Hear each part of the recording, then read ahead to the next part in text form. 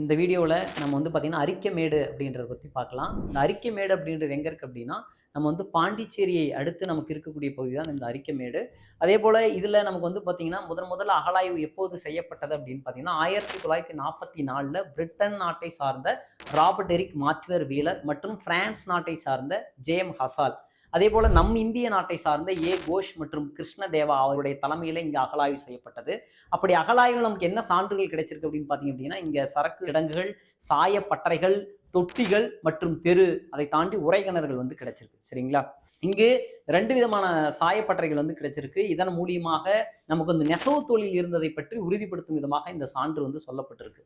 அதே போல நமக்கு வந்து பாத்தீங்க அப்படின்னா, கிரேக்க நூலான எரித்ரேஷன் ஆஃப் தி பெரிப்ளூஸ் அப்படின்ற நூல்ல பொதுக்கே அப்படின்ற வார்த்தை பாண்டிச்சேரியை குறிப்பிடும் விதமாக நமக்கு வந்து சொல்லப்பட்டிருக்கு. சரிங்களா? அதே போல நமக்கு வந்து கண்ணாடி மணிகள் செய்யக்கூடிய ஆலைகள் வந்து இங்க இருந்திருக்கு. சரிங்களா? அதே போல நமக்கு வந்து பாத்தீங்க அப்படின்னா, இங்க இருந்து நிறைய நம்ம வந்து வாணிபம் எல்லாம் வந்து பண்ணியிருக்கோம். ஏன்னு கேட்டீங்க அப்படின்னா, அரிக்கமேடு அப்படின்றது வந்து ஒரு துறைமுகம், ஒரு ஹார்பர் ஏரியா.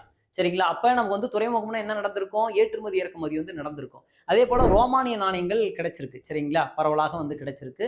அதான் நம்ம சொன்ன மாதிரி ஏற்றுமதி இறக்குமதி பத்தி பண்ணனால தான் ரோமானிய நாணயங்கள் வந்து கிடைச்சிருக்கு. அதை தாண்டி நமக்கு வந்து பாத்தீங்க அப்படின்னா, சுடுமண் பொறிப்புகள் வந்து கிடைச்சிருக்கு. அதே போல நமக்கு வந்து கண்ணாடி மணிகள் செய்யக்கூடிய ஆலைகள் இருந்தது அப்படின்னு வந்து பார்த்தோம்.